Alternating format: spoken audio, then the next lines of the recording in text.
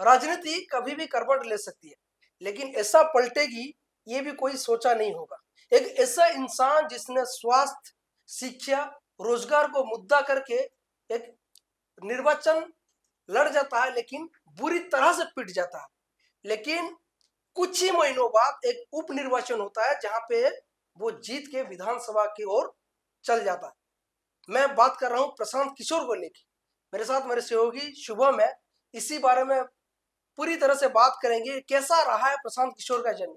शुभम, पहले तो अगर देखेंगे कि एक ऐसा इंसान आता है बिहार में जहां पे जातिवाद के नाम पे इलेक्शन होता है, जातिवाद के नाम से वोट डलता है।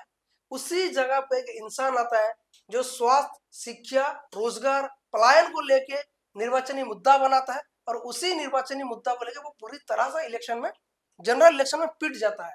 लेकिन कुछ ही महीनों बाद एक बाई इलेक्शन होता है जहां पे वो जीत जाता है। कैसे देख रहे हैं ये जर्नी को प्रशांत किशोर का? देखिए लोकनाथ, ये जब आम चुनावों में जब ये लड़े थे प्रशांत किशोर अपनी पार्टी को लेकर के, पार्टी में एक बहुत बड़ी हलचल मची थी और बहुत बुरी तरह से औंधे मुंह प्रशांत किशोर की पार्टी जो जन स्वराज पार्टी है वो गिर गई थी। इसके बाद एक बड़ा सवाल खड़ा हुआ था कि दूसरों को जिताने वाला प्रशांत खुद कैसे चुनावों में हार गया। अब जब चुनाव में प्रशांत किशोर लगभग जीत करके आ रहे हैं, तो ये एक बड़ा संदेश भाजपा को भी है कि एक नई राजनीति बिहार में चालू होने वाली है। अब ये राजनीति जहां पर प्रशांत किशोर लड़ेंगे, वहां पर नीतीश कुमार इनके मुख्य दुश्मन नहीं होंगे, मुख्य प्रतिद्वंदी नहीं होंगे, क्योंकि नीतीश कुमार तो भाजपा के साथ पहले ही आ चुके। इन दोनों ने मर्ज करके अपनी एक सरकार बनाई। नीतीश कुमार को राज्यसभा का लॉलीपॉप देकर के राज्यसभा भेज दिया गया, और भाजपा के साथ ये राजनीति जो थी वो सीधे साफ तौर पर आरजेडी के साथ लड़ रहे थे लोग। लेकिन आरजेडी की भी जो आज के समय पर जो समीकरण है, ये बहुत मजबूत समीकरण नहीं है, क्योंकि तेजस्वी यादव जो है वो अपने भाई तेज प्रताप यादव के साथ बनाकर नहीं रह पाए। इसके बाद जो रोहिणी आचार्य ने आरोप लगाया कि तेजस्वी यादव को साइड करने की कोशिश की जा रही है, पार्टी को हाईजैक करने की कोशिश की जा रही है, इसी वजह से आरजेडी चुनावों में हारी, ये एक बड़ा बयान दिया गया था रोहिणी आचार्य के द्वारा जब चुनाव ये लोग हारे।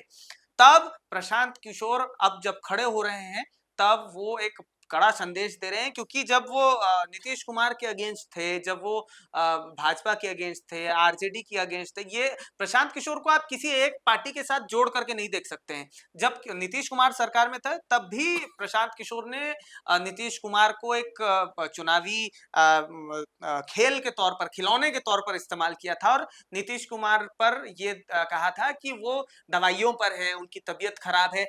आप याद कीजिए जिस तरह से उड़ीसा में नवीन पटनायक को लेकर एक नैरेटिव तैयार किया था गया था कि नवीन पटनायक स्वास्थ्य की को लेके तबीयत खराब है और उनके पार्टी को हाईजैक करने की कोशिश की जा रही है, वैसा ही dot to dot model Bihar में तैयार किया गया और बताया गया कि नीतीश कुमार की तबीयत खराब है और उनके पार्टी को हाईजैक किया जाएगा और सरकार जो है वो बैकफुट से भाजपा चला रही है। लेकिन भाजपा जब नीतीश कुमार को राज्यसभा ले गई, तब उनके सामने कोई नहीं बचा, और अब जब प्रशांत किशोर खड़े हो रहे हैं, तब उन्होंने भाजपा को भी एक कड़ा संदेश दे दिया है कि आप सम्राट चौधरी को कैसे इलेक्शन में सीएम के तौर पर बना सकते हैं, क्योंकि सम्राट चौधरी पर भी प्रशांत किशोर लंबे समय से निशाना साधते आए। उनके एजुकेशन एफिडेविट को से लेके। लेकर के, एजुकेशन से लेकर के, सारी चीजों पर उन्होंने हमेशा सवाल दागे।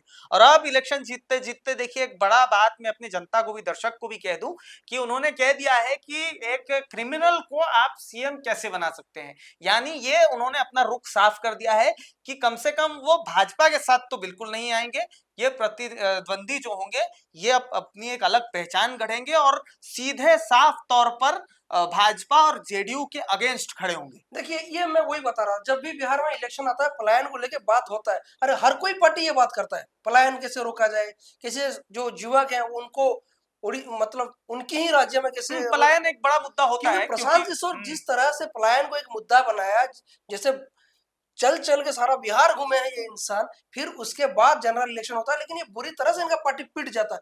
प्रशांत किशोर नहीं खड़े हुए थे वो अलग बात है, लेकिन इनका जितना भी कैंडिडेट थे वो सारे पिट गए। लेकिन अभी प्रशांत किशोर खुद खड़े होते हैं। और जबकि ये उन्होंने ये कहा था चुनावों के दौरान। इंटरेस्टिंग बात यही है, ये वही आसन है जिस आसन से भाजपा का राष्ट्रीय सभापति आते हैं। सभापति बनने के बाद हालांकि उन्होंने बांकीपुर को त्याग दिया। उन्होंने कहा अब मैं चला वापस अपने, एक उन्होंने चुनावी क्षेत्रों को चुना और उसके बाद में बांकीपुर को छोड़ दिया। उन्होंने कहा कि अब यहाँ से दूसरे पार्टी के। अब ये एक बड़ी गौर करने वाली बात है कि क्या खुद भाजपा तैयार कर रही है प्रशांत किशोर को अपने अगेंस्ट, और जेडीयू को साइड करने की पूरी कोशिश होगी, क्योंकि जेडीयू को अपने साथ मिला करके नीतीश कुमार को साइड करके उन्होंने जेडीयू का पत्ता धीरे धीरे साफ कर दिया है। तो अब मुख्य विरोधी पार्टी जो है वो आरजेडी है, जो कि अभी भी गायब है, क्योंकि तेज प्रताप यादव अपनी पार्टी बना करके अलग हो गए। और पलायन के मुद्दे को लेकर हमेशा से प्रशांत किशोर जो हैं वो राजनीति अपनी चमकाते आए हैं। चाहे वो आपको याद होगा महाराष्ट्र में भी जब इनकी मदद मांगी गई थी, तब महाराष्ट्र में जब इन्होंने मदद की थी सरकार बनाने में, तब इन्होंने कहा था कि मेरे लिए सबसे बड़ा जो तोहफा होगा इलेक्शन का वो ये होगा, भले मैं अपनी फीस नहीं लूंगा, लेकिन ये बड़ा तोहफा होगा कि आप लोग बिहारियों के साथ में कोई भी मतलब हिंसा मत कीजिएगा, कोई भी गाली गलौज मत कीजिएगा, क्योंकि एक घटनाएं जो हैं वो अलग अलग जगहों पर घटनाएं होती हैं, लेकिन बिहारियों के साथ जोड़ करके जब दिखा दिया जाता है तब प्रशांत किशोर अपनी भी माइलेज ले रहे थे कि बिहारियों के साथ में कोई कुछ मत कीजिएगा, क्योंकि इनको यही जो पलायन की जो राजनीति है इनको अपने बिहार में चमकानी थी। इसीलिए ये पलायन के मुद्दे को उठाते हैं, और पलायन के मुद्दे को उठाकर सिर्फ महाराष्ट्र नहीं बल्कि तमिलनाडु में भी कई बिहारी जो है वो काम करते हैं। लिहाजा जब विजय जीते तब विजय के साथ भी इन्होंने यही डील की थी कि जो बिहारी होंगे इनके साथ आप कोई भी बर्बरता नहीं करेंगे, कोई भी दुर्व्यवहार नहीं करेंगे, किसी भी तरीके की कोई भी झगड़ा झांटी नहीं होगा, और बिहार के जो लोग होंगे जो पलायन करके तमिलनाडु आएंगे वो शांति से रहेंगे, सबके साथ मिलजुल कर रहेंगे।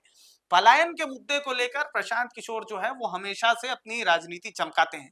तो अब देखना होगा ये जो प्रशांत किशोर बांकीपुर से जीत करके जा रहे हैं, जो महत्वपूर्ण सीट कहलाता है, जहां से नितिन नवीन कई बार लड़े हैं, कई बार जीते हैं, अब यहाँ सर जब जीत करके जा रहे हैं,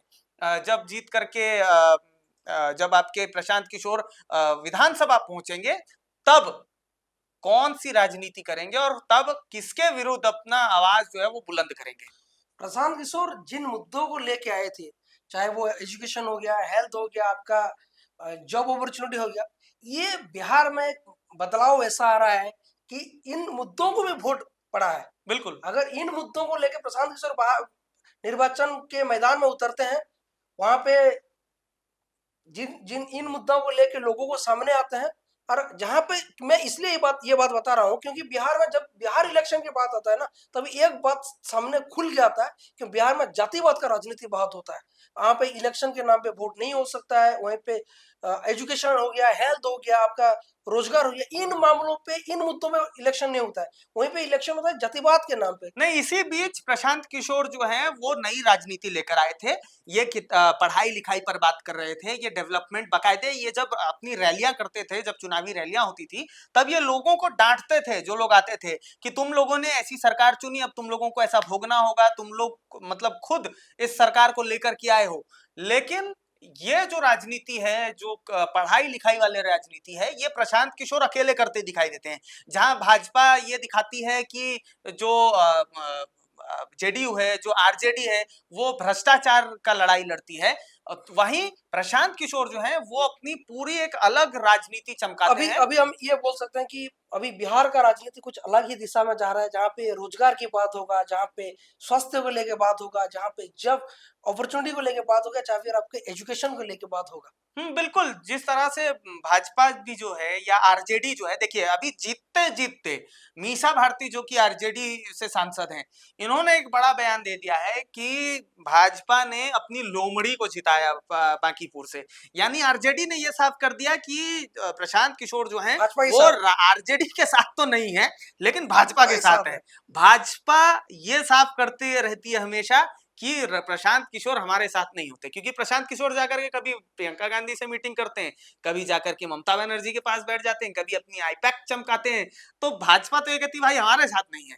और पीएम मोदी के इलेक्शंस के बाद भी प्रशांत किशोर ने बड़ी बात कही थी कि जिस सपने के साथ में पीएम मोदी को लेकर के आया था, उस सपने का मतलब कोई ढांचा नहीं रहा। पीएम मोदी ने अपनी राजनीति कुछ अलग तरह से तय कर ली और पीएम मोदी के साथ उनका साथ जो है वो छूट गया।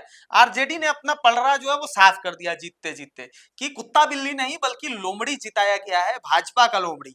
यानी भाजपा की आरजेडी की तरफ से ये क्लियर हो चुके हैं, जेडीयू पर ये हमेशा निशाना साधते रहे हैं। हालांकि जेडीयू के पास में जब प्रशांत किशोर गए थे तब नीतीश कुमार ने उनको साइड कर दिया था। नीतीश कुमार ने कहा था वो तो हमेशा हमारे पास पड़े रहता था, वो दूसरे का क्या बात करता है, हम तो उसको जानते हैं कि किस तरह से उसका व्यवहार रहा है। तो नीतीश कुमार और प्रशांत किशोर की जो नाराजगी है, जो झगड़ा है, वो भी किसी से छुपा नहीं है। सम्राट किशोर पर इन्होंने आते आते साफ कर दिया कि क्रिमिनल आदमी है। तो अब ये देखना होगा कि तीनों पार्टी से तो ये अलग हो चुके हैं, यानी जब ये अपनी पार्टी खड़ा करेंगे, अब जब अपनी राजनीति करेंगे, तब किन किन को गठबंधन करना होगा और कौन कौन लोग जुड़कर प्रशांत किशोर का विरोध करेंगे। निश्चित रूप से ये तो ध्यान रहेगा जब अगर आज का इलेक्शन अगर प्रशांत किशोर हार जाते ना, तो शायद आज जनस्वराज का भी मौत हो जाता। लेकिन ये नई राजनीति के दिशा की ओर बढ़ रहा है बिहार। प्रशांत किशोर अपनी पार्टी को कितने दूर तक लेके जा सकते हैं, कितने लोगों को अपने साथ जोड़ सकते हैं, ये आगे देखा जाएगा। और सबसे बड़ी बात ये होगा कि इनका असेंबली में प्रेजेंटेशन कैसा रहता है, देश का नजर रहेगा इसके ऊपर। धन्यवाद।